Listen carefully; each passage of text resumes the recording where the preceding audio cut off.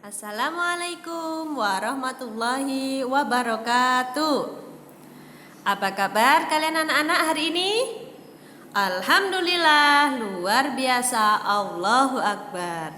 Nah, semoga hari ini kita dalam keadaan sehat walafiat, tidak kurang suatu apapun. Nah, anak-anak, pagi ini kita akan belajar pelajaran PPKN. Materinya adalah keragaman yang ada di Indonesia. Nah, sengaja Bu Dista tidak membuatkan catatannya karena di semester yang lalu sudah ada catatan ya kalian ya, sudah Bu Dista berikan catatan. Nah, materi PPKN ini adalah materi kemanusiaan sehingga lebih mudah dipelajari.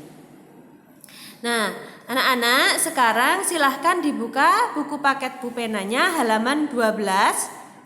Di situ ada keragaman suku bangsa, rumah adat, dan tari tradisional Indonesia.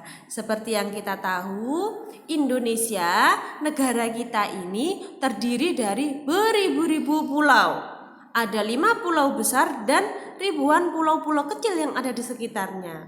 Nah, hal itu yang menyebabkan negara kita ini atau Indonesia ini memiliki keragaman budaya yang sangat bervariasi, yang sangat banyak, baik suku bangsanya, rumah adatnya, tari tradisionalnya, kesenian daerahnya. Nah, itu. Nah, baiklah, hari ini kita pelajari satu persatu. Nah, di dalam buku ini tapi hanya disebutkan beberapa saja.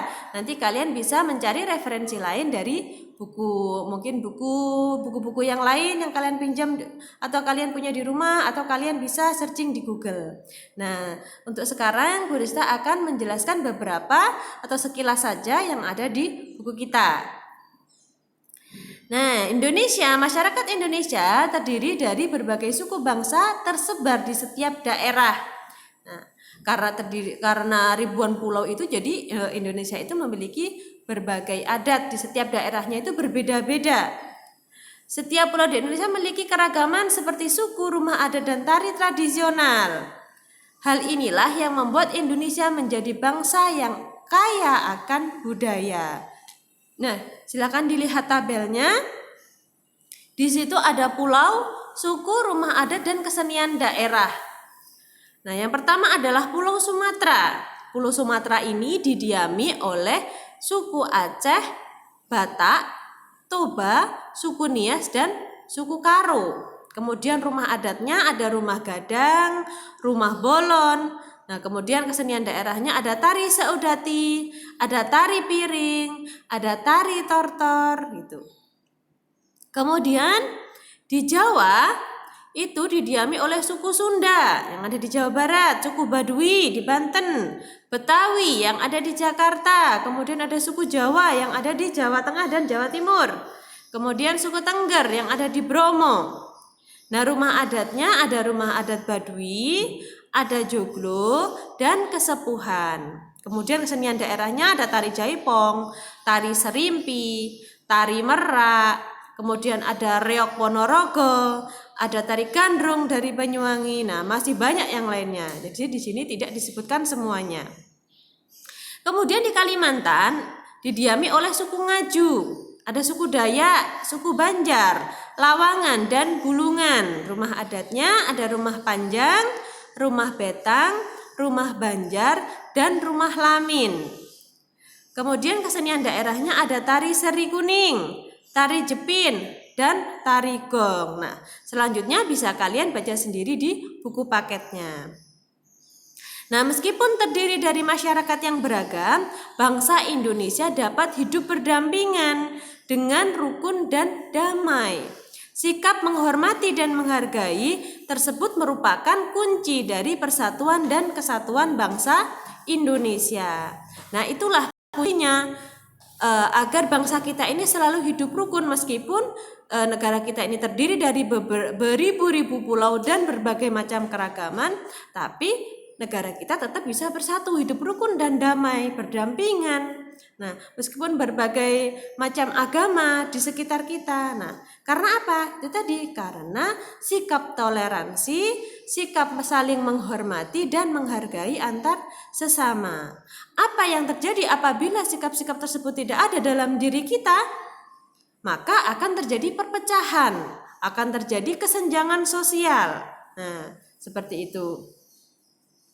Nah, baiklah, Selanjutnya kalian bisa buka LKS-nya. Kalau di LKS ini KD-nya bahasa Indonesia ya, tapi Brisa akan ambil satu contoh.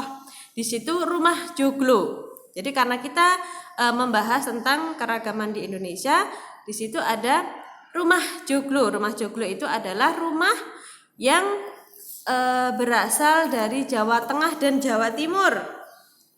Rumah joglo. Nah, silakan dibuka buku LKS-nya tentang rumah joglo. Umumnya, rumah joglo merupakan rumah adat yang dibangun oleh masyarakat yang tinggal di daerah Jawa Tengah dan Jawa Timur. Keunikan bentuk rumah joglo terletak pada bentuk atap ruang yang tinggi dan disangga oleh 4 tiang yang disebut soko guru. Nah, di situ di sebelahnya sudah ada gambarnya. Nah, bentuk atapnya yang lancip di atas itu disebut dengan joglo. Bentuk dan ukuran rumah joglo memang terlihat lebih besar dibandingkan dengan rumah adat Jawa yang lain. Nama joglo diambil berdasarkan bentuk atap yang berbentuk joglo, jadi kerucut. Dan bangunan ini adalah bangunan yang paling populer di antara rumah adat Jawa yang lainnya. Rumah joglo umumnya dimiliki oleh masyarakat kalangan menengah ke atas, baik itu bangsawan atau priai. Nah, jadi rumah joglo ini pada waktu dulu itu hanya bisa ditinggali oleh bangsawan. Bangsawan itu para cendekiawan, para orang-orang kaya, para priai, orang-orang terhormat. Nah, kalau rakyat biasa berarti tidak bisa, Bu, tidak bisa. Kenapa? Karena di situ disebutkan untuk membangun rumah joglo itu membutuhkan bahan bangunan yang lebih banyak dan lahan yang lebih luas. Sedangkan pada waktu dulu masih banyak kemiskinan di sekitar kita. Nah, jadi rumah joglo itu hanya bisa dibangun oleh bangsawan atau para orang kaya, para cendekiawan. Nah, itu. Sehingga rakyat jelata atau rakyat biasa itu tidak pantas. Nah, para bangsawan ini siapa?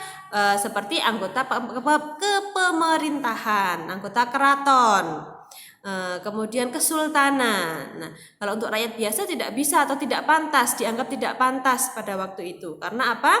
Karena rakyat biasa tidak akan mampu membuat rumah joglo. Nah, itu tadi. Kemudian bentuk atapnya yang rumit menjadi ciri khas rumah joglo. Bentuk atap joglo sering dikaitkan dengan tempat tinggal kaum bangsawan. Jadi pokoknya rumah yang atapnya joglo itu berarti punya bangsawan, punya orang kaya, punya orang yang pintar, cendekiawan, atau punyaannya kesultanan. Nah, namun saat ini kepemilikan rumah joglo sudah tidak terbatas. Masyarakat bebas membangunnya sesuai kebutuhan dan kenyamanan pemiliknya.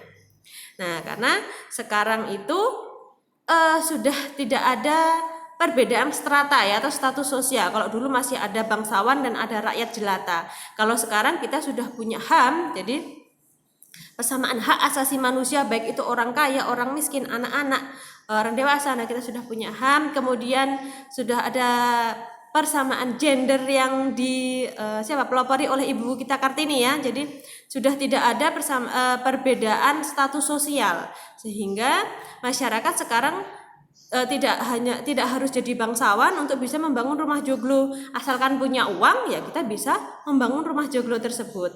Nah, itu.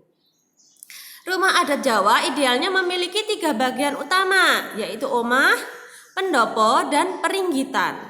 Yang pertama adalah pendopo. Pendopo atau pavilion merupakan bangunan yang terletak di depan kompleks, jadi bangunan yang paling depan.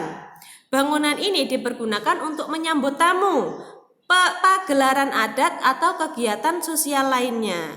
Nah, pendopo menggunakan atap joglo dan hanya dimiliki oleh orang kaya saja. Jadi bagian yang dinamakan pendopo ini adalah ruang tamu jadi ruang tamu yang luas yang dikhususkan untuk menyambut tamu terhormat.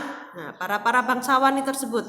Kemudian ketika untuk mengadakan pagelaran adat, misalnya ada tari-tarian untuk menyambut tamu. Nah, seperti itu. Kemudian Yang berikutnya adalah peringgitan. Peringgitan merupakan bangunan yang menghubungkan pendopo dengan omah. Jadi antara pendopo dan omah itu terpisah, jadi dihubungkan oleh peringgitan. Bagian ruang peringgitan digunakan sebagai tempat ringgit, yang artinya wayang atau bermain wayang. Peringgitan memiliki bentuk atap kampung atau limasan. Jadi ini atapnya berbentuk rumah seperti rumah biasa, seperti genteng pada umumnya. Nah, seperti itu, bentuknya seperti itu. Kemudian omah. Omah merupakan bagian utama kompleks. Kata omah berasal dari kata Astro Indonesia yang berarti rumah, artinya rumah intinya. Omah merupakan bangunan persegi yang menggunakan atap joglo atau limasan dengan lantai yang ditinggikan. Jadi inilah intinya, omah inilah. Nah, kemudian ada dalem. Dalem merupakan bangunan tertutup yang dibagi menjadi beberapa bagian. Pada rumah kampung atau limas, dalem digunakan untuk membedakan antara bagian depan dan bagian belakang. Namun pada rumah joglo terdapat pembagian yang rumit antara depan, tengah, dan belakang. Jadi rumah joglo itu tidak terlihat yang mana yang depan, yang mana yang tengah, dan mana yang belakang. Jadi bentuknya hampir sama semua untuk rumah joglo. Kemudian sentong. Sentong merupakan bagian belakang omah yang terdiri dari 3 ruangan tertutup. Bagian barat sentong digunakan untuk menyimpan beras atau hasil panen lainnya. Sementara bagian timur digunakan sebagai tempat menyimpan peralatan pertanian. Dan bagian tengah sering digunakan sebagai tempat tidur atau pasangan baru. Jadi kalau sentong itu merupakan kamar-kamar atau ruangan-ruangan tertutup. Jadi kamar sih biasanya sentong itu disebut juga dengan kamar. Nah, itu salah satu contoh rumah adat yang ada di Indonesia. Nah, nanti kalian kalau ingin tahu rumah adat dari berbagai daerah, silahkan kalian searching di Google atau di buku manapun boleh. Nah, kemudian yang berikutnya adalah kesenian daerah. Kesenian adat.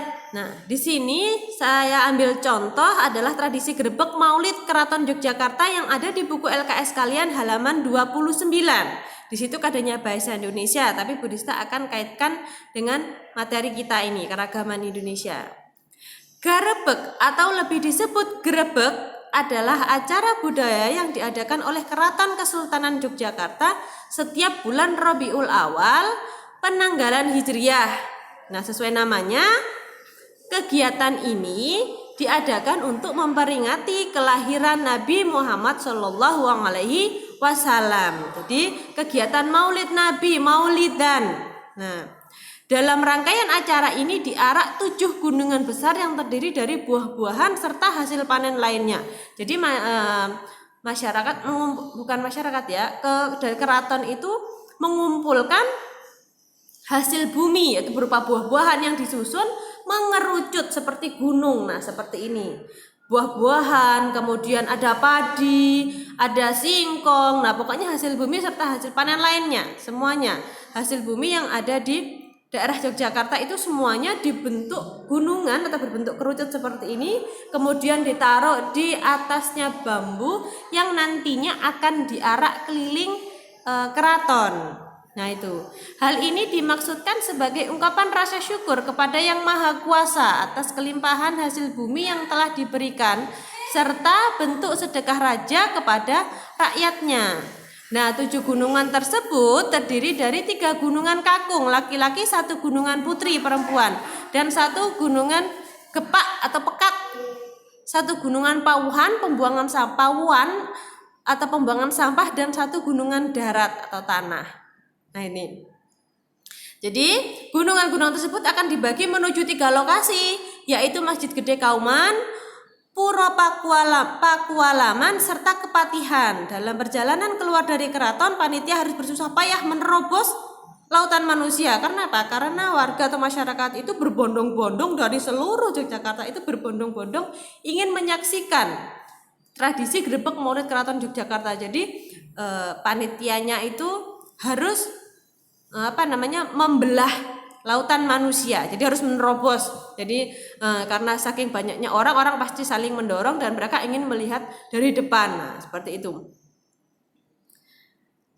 Walaupun panas sangat terik, masyarakat rela berdesak-desakan untuk menyaksikannya. Nah, ini berarti menandakan bahwa tradisi grebek Maulid Keraton Yogyakarta ini sangat menarik ya. Jadi masyarakat sangat menantikan itu.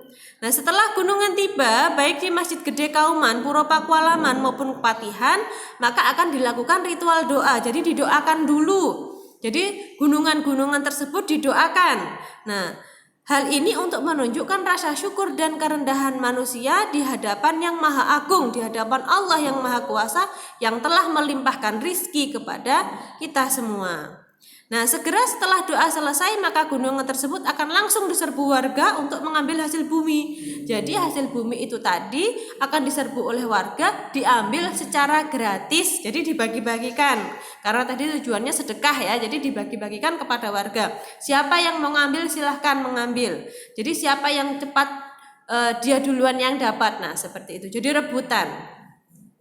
Dalam hitungan menit gunungan tersebut akan habis dan tinggal menyisakan rangka bambu. Sebagian warga masih percaya bahwa jika mendapat sesuatu dari gunungan tersebut, maka akan membawa keberkahan bagi kehidupan dan rezeki. Nah, itu adalah kepercayaan adat ya, meskipun kita harus mempercayai bahwa semua rezeki itu kita dapatkan dari Allah Subhanahu wa taala. Nah, itu namanya kesenian tradisi kesenian daerah, kesenian adat daerah. Nah, tuh. Kemudian silakan dibuka lagi buku paketnya halaman 19, yaitu pentingnya keragaman jenis kegiatan ekonomi dalam masyarakat. Keragaman jenis di Indonesia memberikan banyak manfaat bagi masyarakat. Dengan jenis usaha kegiatan ekonomi yang beragam, masyarakat dapat bekerja sama dalam memenuhi kebutuhan sehari-hari. Setiap daerah dapat saling melengkapi kebutuhan satu sama lain. Nah, karena di Indonesia ini terdiri dari beribu-ribu pulau dan di Indonesia ini banyak ketampakan alam sehingga menyebabkan jenis kegiatan ekonomi pun juga sangat bervariasi atau beragam. Contohnya misalnya di dataran tinggi, masyarakat yang ada di dataran tinggi itu memiliki pekerjaan sebagai yang ada di perkebunan. Jadi mereka menanam teh karena di dataran tinggi itu kan daerah pegunungan ya. Cenderung di daerah pegunungan menanam sayur, kemudian teh, kopi. Nah, itu. Kemudian kalau di dataran rendah atau di daerah perkotaan atau pedesaan, cenderung lebih ke industri, perdagangan, perkantoran. Begitu juga yang ada di daerah pesisir pantai, yaitu pekerjaannya sebagai nelayan, petani garam. Nah, itu. Sekarang kita lihat ada gambar di bawah itu. Ayo perhatikan contoh pada gambar di samping.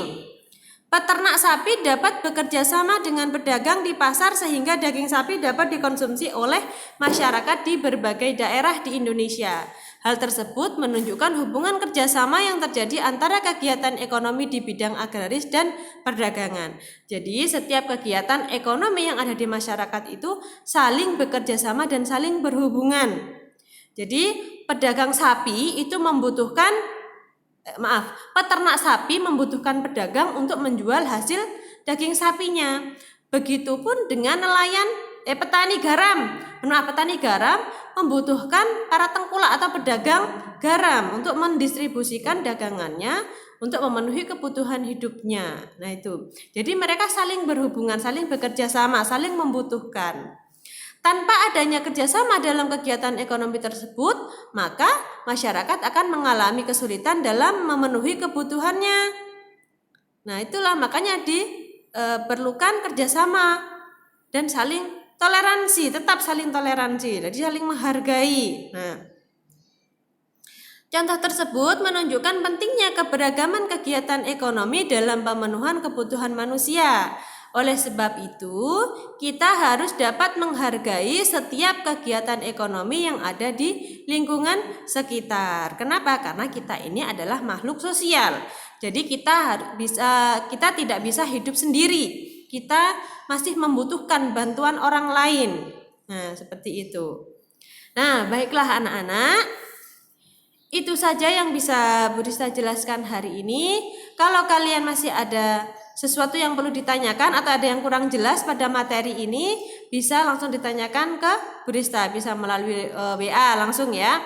Atau kalian bisa belajar dulu searching dari Google atau dari sumber buku lainnya. Jadi tidak harus dari buku Pupena dan buku LKS saja. Silahkan kalian mencari dari berbagai sumber dari buku yang lain. Nah, itu saja anak-anak. Semoga ilmu yang kita pelajari hari ini bisa bermanfaat, barokah bagi kita semua.